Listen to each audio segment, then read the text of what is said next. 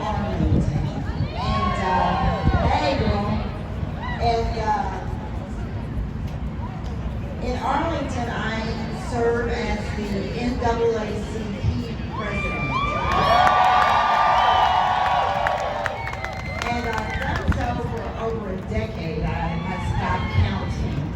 And that is where me and my team fight for civil rights, fight against discrimination, fight for equity.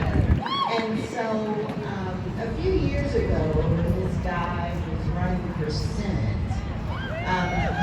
He came to my town and wanted to meet with African American leaders. And so I was hesitant.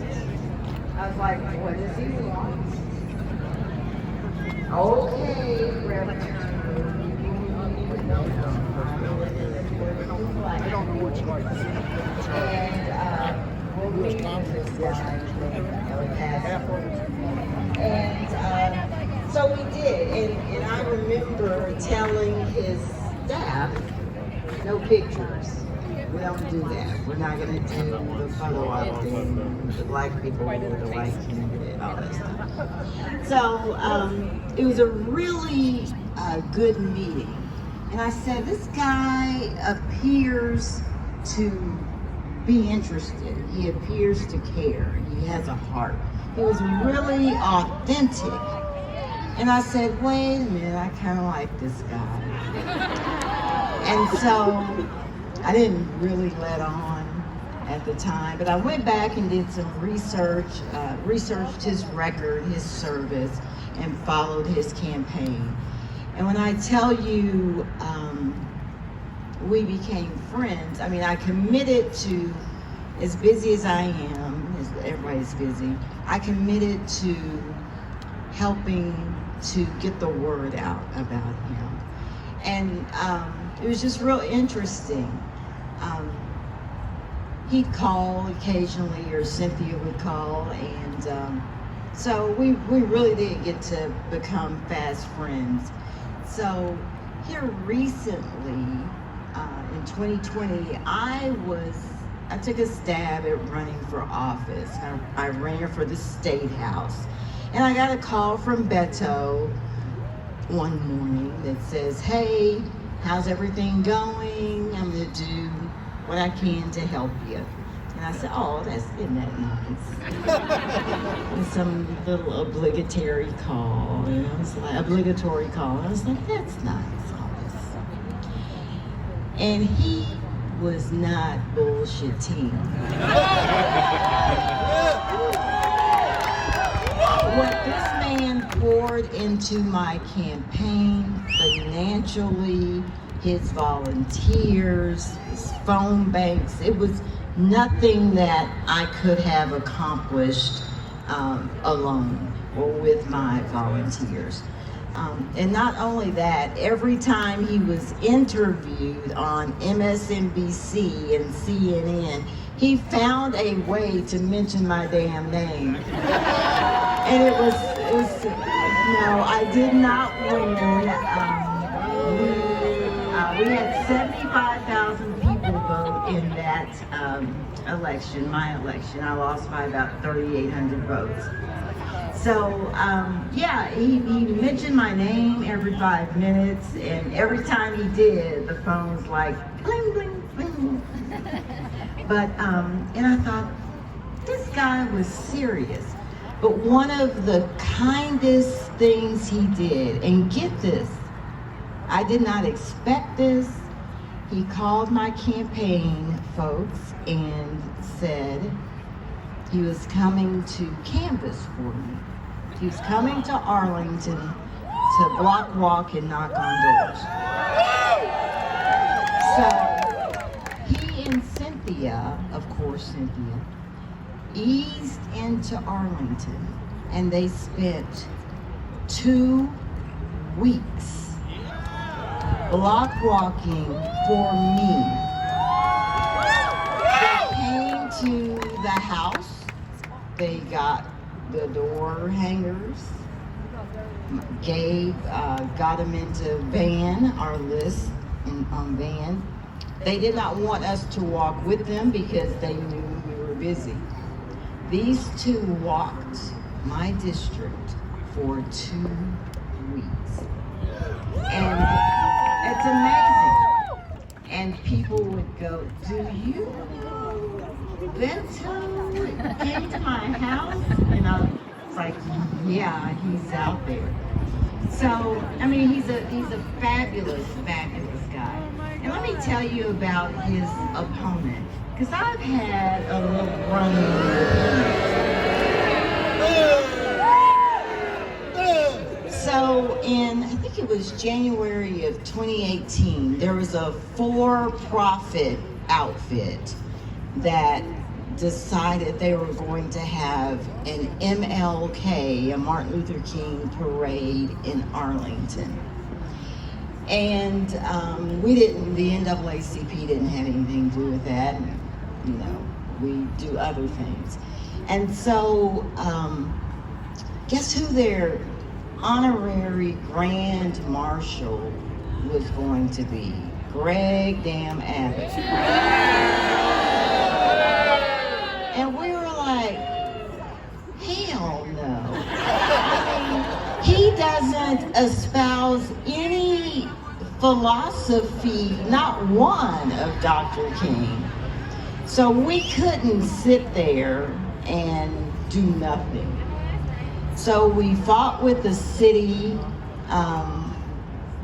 we fought with that for-profit company. We galvanized a diverse group of citizens. It wasn't just NAACP members. And we planned civil disobedience. I mean, we were ready. I had my lawyers, we were going to jail. And we planned, and we fought him, my social media team. This was the fun part. We fought his team, his social media official governor's page on Twitter. I'm like, you need to hire my damn people because they're eating you alive on Twitter. We didn't care, but we were successful in keeping him out of town. And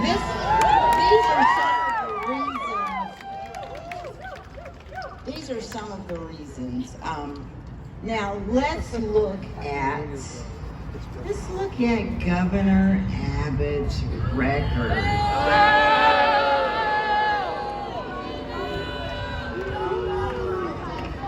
No, I am. I'm just in case y'all don't know. Oh, we know. Yeah, you know. I know you know. I know you know. So it is fair to say that Abbott has done more to damage and undermine African American and Latino civil and voting rights, educational opportunities, and economic empowerment than any other modern-day governor in Texas. He signed into law voter ID laws which are intentionally discriminatory. He's failed to adequately fund and competently administer child protective services in this state, which disproportionately affects children of color. He refuses to expand Medicaid. He's criminalized reproductive rights.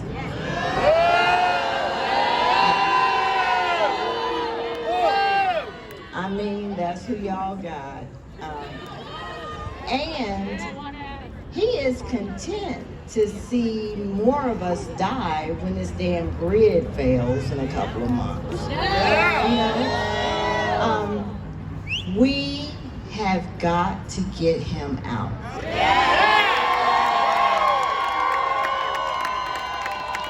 Now, I told you, and you know this, Beto is who you see on TV and social media.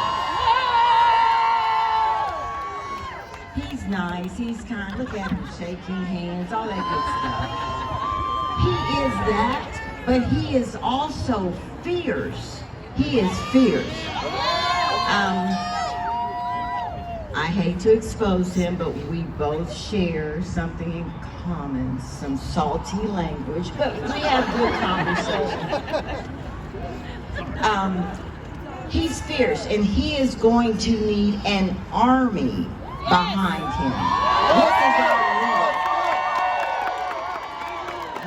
is our leader. And we have got to do what he did for little old me in Arlington, Texas. Get out there, hit these damn doors, get on these phones, raise money. We have got to do what he did for me. I mean, just a mere regular citizen. And so, I hope you all do that. And if you want me to stop talking, I will. I want to make sure you all understand the assignment. Okay? If you understand the assignment one more time. Okay, you win. I would like to welcome and bring him up the next governor of Texas.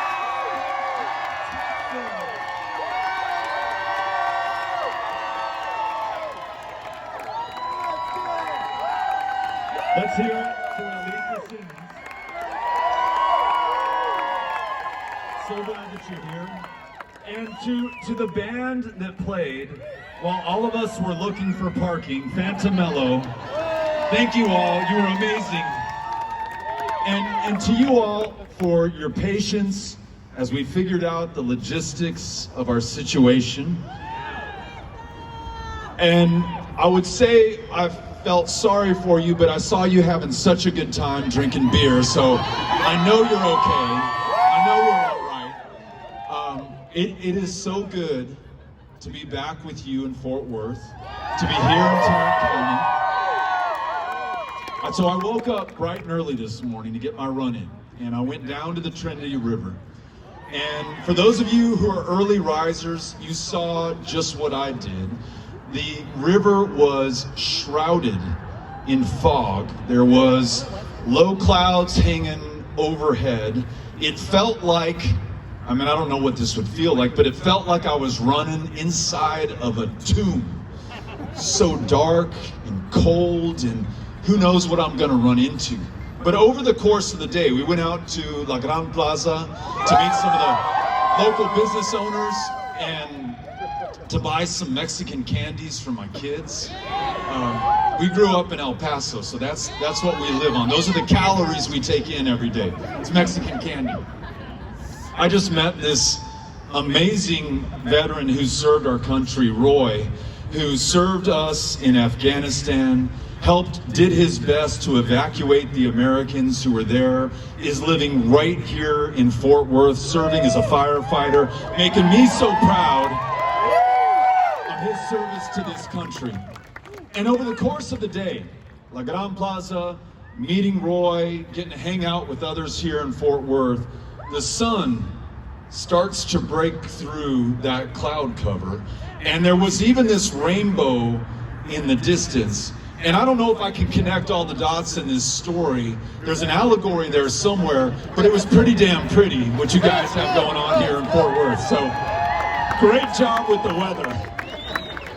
The other cool thing, and I don't know that I'm going to experience anything more cool than this. Do you all know one of your neighbors who goes by the name Opal Lee? Opal Lee, at the tender age, I think, of 91 years old, started a march from Fort Worth, Texas, USA, to our nation's capital in Washington, D.C., and she wanted to bring attention to our history, and literally to June 19th, Juneteenth, the day that we in Texas learned that slavery was over for once and for all. And she wanted to make sure that all of us, no matter where we live in the United States of America, understand our history and know this story. And I asked her tonight, and she's now only 95 years old. I asked her tonight, did you think you were going to succeed when you first started walking from Fort Worth, Texas? And she said, you know what? I honestly didn't think I would. I didn't know that this would happen in my lifetime, but I knew that I had to try. And Beto, I decided that I would make myself a committee of one. And I was gonna get the job done. And she said this. I said, look, we're so proud of you. You have, in fact, helped make Juneteenth a nationally celebrated holiday this year and every year going forward. And we are so dang proud of you.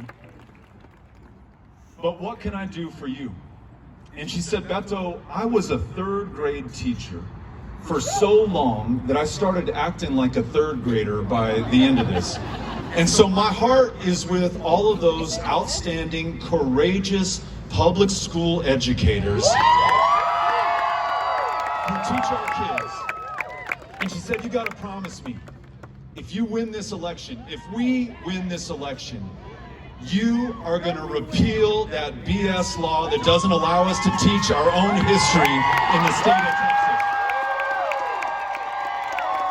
So,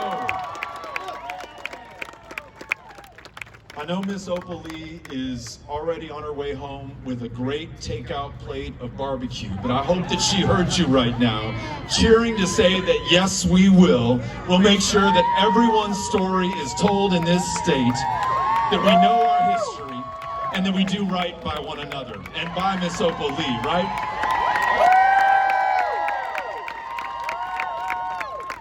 And then there's this. As I was driving into Wild Acre and presented with an incredibly tasty pint of Wild Acre IPA, I learned the following. In February, when we had one of the worst, coldest winter storms in the recorded history of the state of Texas, and the power grid failed, and the lights went out, and the heat stopped running, and the water stopped flowing literally because the pipes froze.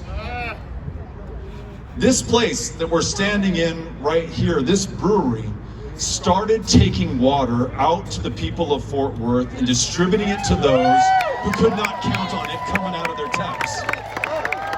And I think that is such a great example set right here at Wild Acre about who we are at our best. We knocked on each other's doors. We said, hey, you okay? Do you need to come to someplace warm? Do you need a glass of water? Do you need a meal?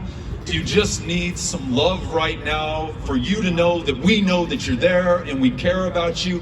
We showed up. We put our differences behind us.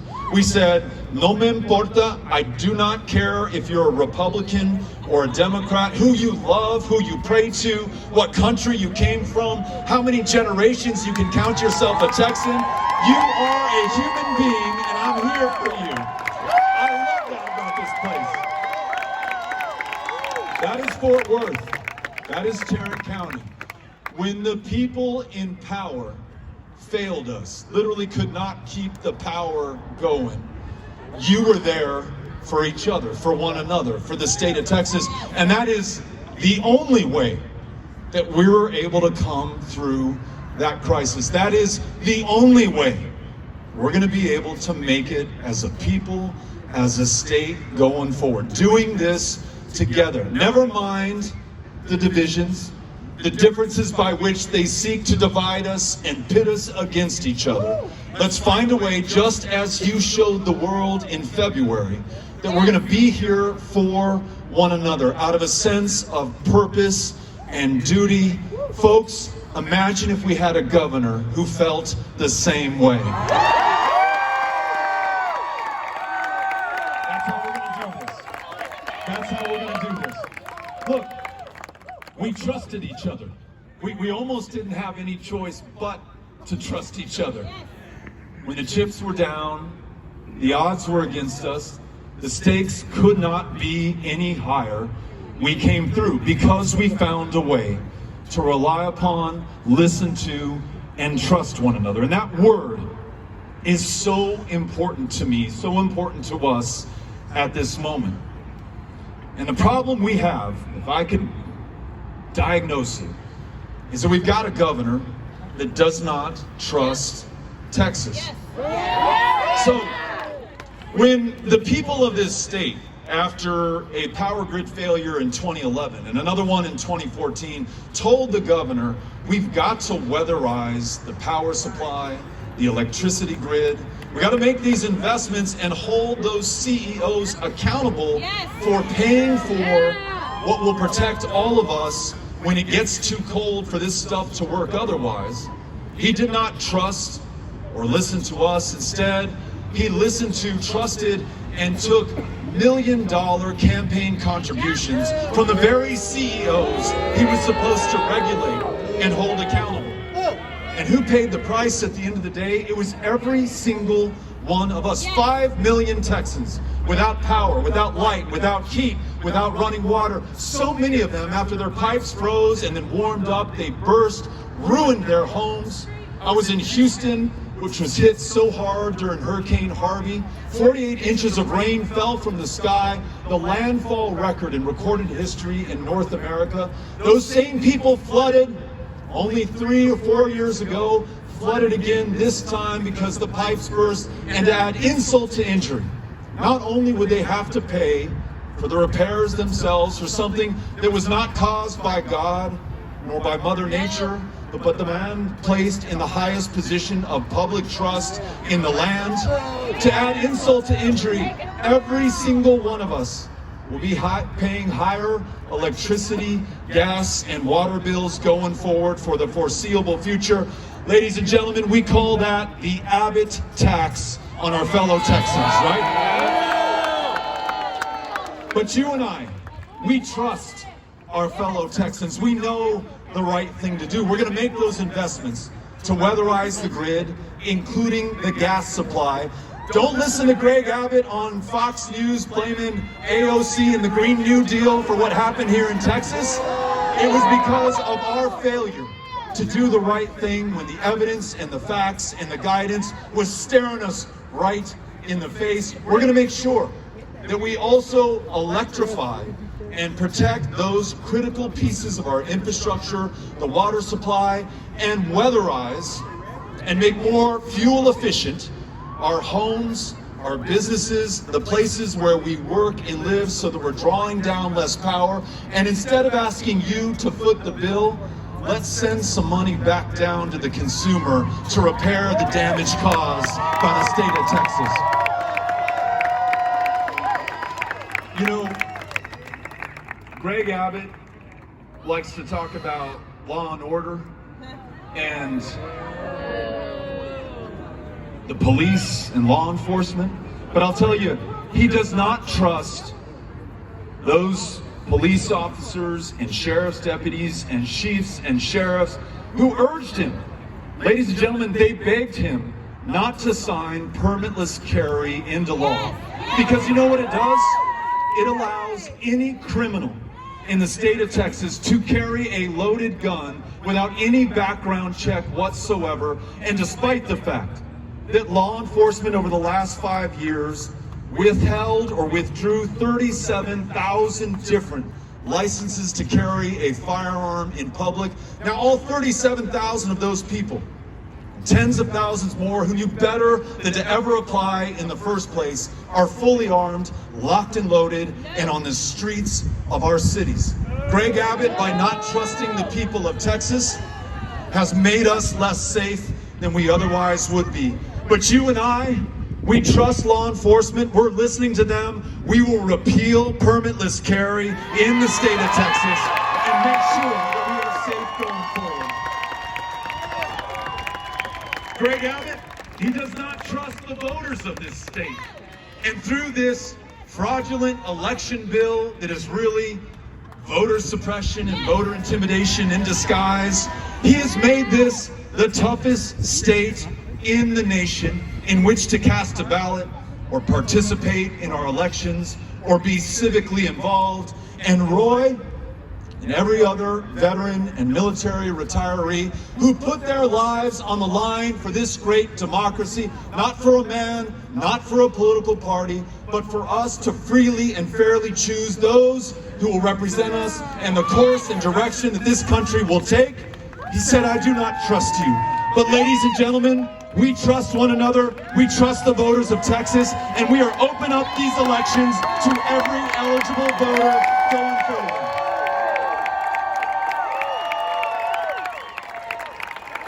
Y luego, this, Greg Abbott does not trust the women of this state.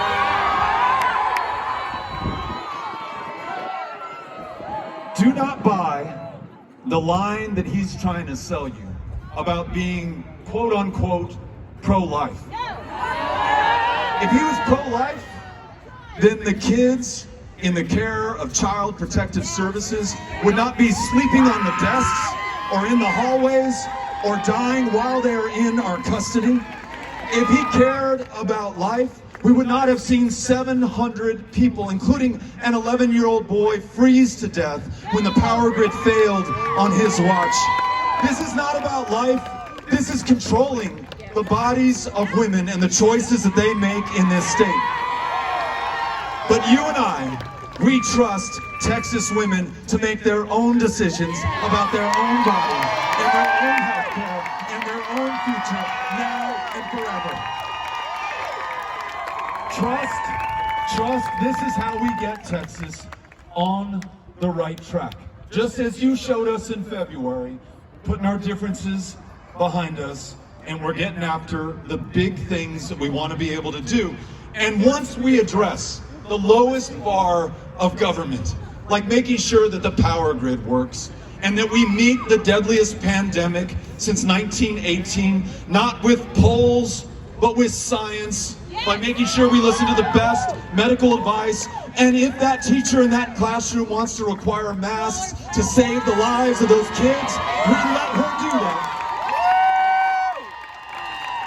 Once we get past that, and the extremism and fringe politics that we saw in this last session, whether it was the reproductive health care ban, the permitless carry, or trying to decide which middle school girl can play in which athletic competition, we can get to the big things that unite us, bring us together, and move us forward like this.